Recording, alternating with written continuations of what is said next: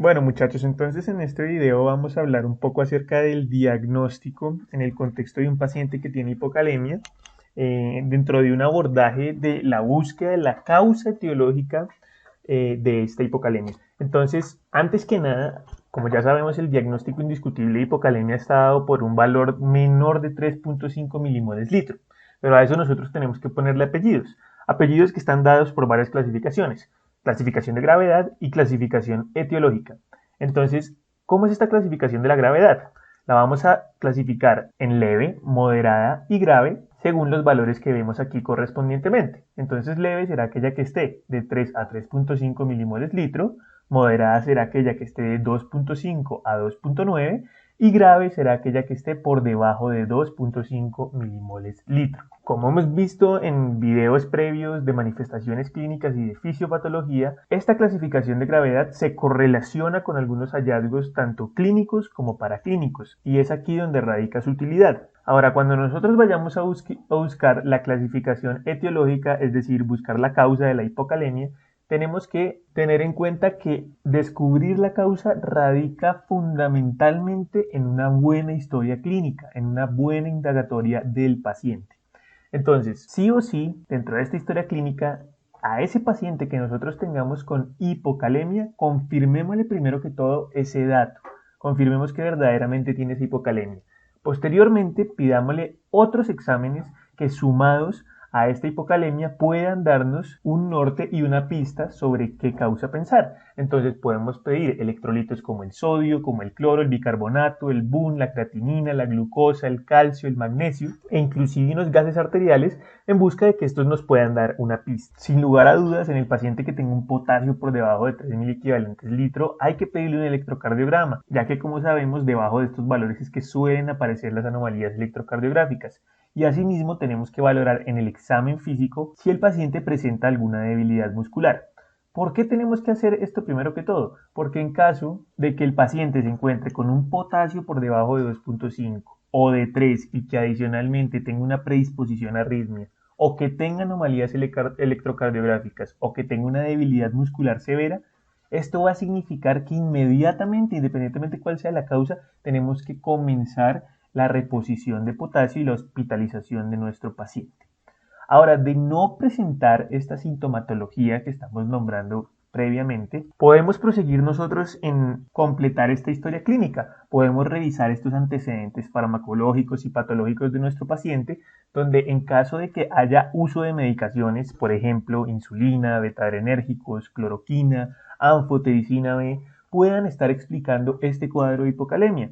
A veces es muy evidente la causa y a veces no, por eso tenemos que ser muy enfáticos en que una gran historia clínica es lo que nos llevará al diagnóstico. Asimismo, tenemos que buscar dentro de esas posibles causas presentes como las medicaciones, también, por ejemplo, la hipomagnesemia, que recordemos que en esos pacientes que tienen hipomagnesemia, el potasio se pierde a través de la orina, ya que aumenta la permeabilidad de estas células tubulares. Indagar evidentemente acerca de posibles pérdidas gastrointestinales, que el paciente haya estado vomitando, que el paciente haya tenido una sonda nasogástrica o que haya estado con diarrea, o que sencillamente la clínica nos sugiera muy posiblemente una cetoacidosis diabética o un estado hiperosmolar, recordando a aquel paciente con cetoacidosis diabética, el que está con poliuria, polidipsia, respiración de Kussmaul, dolor abdominal, aliento cetónico, o el paciente con estado hiperosmolar hiperglicémico, en quien varía un poco esa sintomatología, inclusive a veces presentándose con alteración del estado de conciencia.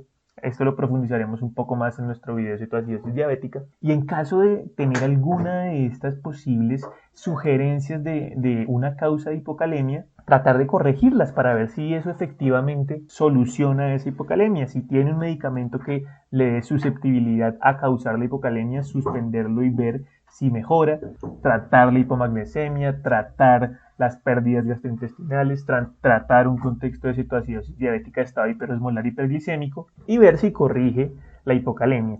En caso de que no la corrija y sigue sin estar explicado, entonces démonos cuenta que para ese momento ya la historia clínica habrá logrado resolver la mayoría de las posibles causas, dejándonos con muy pocas que realmente van a tener que ser explicadas a través de los paraclínicos adicionales. Entonces, ¿qué causas van a quedar por fuera de este marco de la historia clínica? Por ejemplo, la alcalosis metabólica con todas sus posibles causas consecuentes, el hiperaldosteronismo, las causas de aniones no reabsorbibles como las pérdidas de bicarbonato como hablábamos en el video de fisiopatología, y es en este momento entonces cuando tendremos que acudir a un tercer paso en el cual evaluemos la excreción urinaria de potasio y el estado ácido-base en los gases arteriales. Esto sospechando que ya como nada pudo explicar la hipocalemia, sea una pérdida renal de potasio la que la pueda explicar. Entonces, para cuantificar una pérdida renal de potasio, uno puede utilizar o una recolección de orina en 24 horas y en caso de que haya un potasio de más de 30 miliequivalentes día en esa orina, diremos que está perdiendo potasio a través del riñón, o hacer una relación entre la concentración urinaria de potasio con la concentración urinaria de creatinina. En caso de ser mayor de 13 nos dice exactamente lo mismo, que hay una pérdida renal de potasio. Eso lo vamos a cruzar con los resultados que obtengamos en los gases arteriales respecto al estado ácido-base.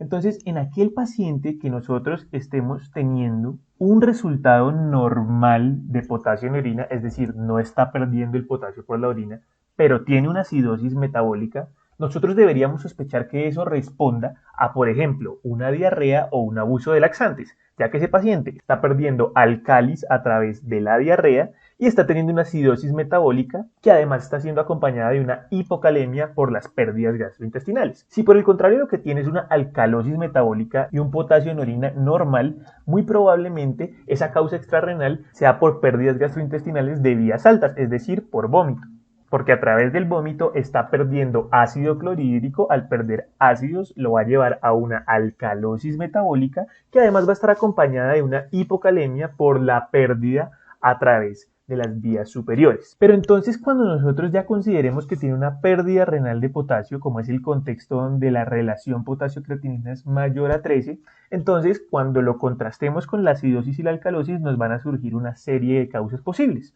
Si lo que tiene es una acidosis y una relación mayor a 13, eso va a responder o a una acidosis tubular renal tipo 1 y tipo 2, donde el bicarbonato no se está pudiendo reabsorber bien y hay un mayor aporte distal de bicarbonato al túbulo contorneado distal, eso explicaría esa posible hipocalemia. Una cetoacidosis diabética también lo puede explicar porque, como recordamos, la cetoacidosis diabética nos produce un mayor aporte distal de agua. Por otra parte, algunos de los cuerpos cetónicos que se producen en la cetoacidosis diabética, como el beta-hidroxibutirato, actúa también como un anión no reabsorbible, lo que colabora todavía más a la hipocalemia. Entonces, en ese contexto, estas podrían ser esas causas. Ahora, si lo que nosotros tenemos es una alcalosis metabólica con una relación mayor a 13, a la conclusión a la que eso nos va a llevar a que el paciente lo más probable es que tenga un hiperaldosteronismo. ¿Cómo se correlaciona el hiperaldosteronismo con la alcalosis metabólica? Recordemos, la aldosterona estimula el intercambiador sodio-protón que se encuentra en esas células del túbulo contorneado distal. Entonces, al estimular la reabsorción de sodio y a su vez estimular la salida de los protones, perdemos protones y por tanto perdemos ácidos. Luego el paciente queda en alcalosis metabólica. Y por eso sería muy probablemente debido a un hiperaldosteronismo. Pero el hiperaldosteronismo, en caso de que sea la sospecha diagnóstica, tiene que ser también subclasificado en si es primario, secundario o si responde a un pseudo hiperaldosteronismo. Entonces, en ese caso donde nosotros nos salga esta opción, lo que nosotros tenemos que hacer es solicitar una aldosterona y una renina plasmática. Entonces, cuando nosotros hablamos de hiperaldosteronismo primario, hacemos referencia a aquel que radica en el órgano en el que se produce la aldosterona, es decir, en la glándula suprarrenal. Que en la glándula suprarrenal yo voy a poder tener, por ejemplo, un tumor que secreta un exceso de aldosterona, o puedo tener una hiperplasia congénita de esa glándula suprarrenal que me secreta más aldosterona de lo normal. Entonces, en ese paciente, ¿yo qué tendría respecto a estos exámenes? Pues la renina estaría normal, porque la renina viene mucho más atrás y no se está viendo afectada por la glándula suprarrenal. Entonces estaría o normal o bajita. Pero la aldosterona sí tiene que estar alta porque se está produciendo en exceso en esa glándula suprarrenal. Ahora veamos un contexto de hiperaldosteronismo secundario. Entonces, ¿a qué hace referencia el hiperaldosteronismo secundario? A que yo tenga una producción excesiva de renina y que al producir mucha renina, pues todo el eje renina, angiotensina, aldosterona esté aumentado. Porque si tengo más renina, pues voy a producir mucha más aldosterona. ¿Cuándo puede pasar esto?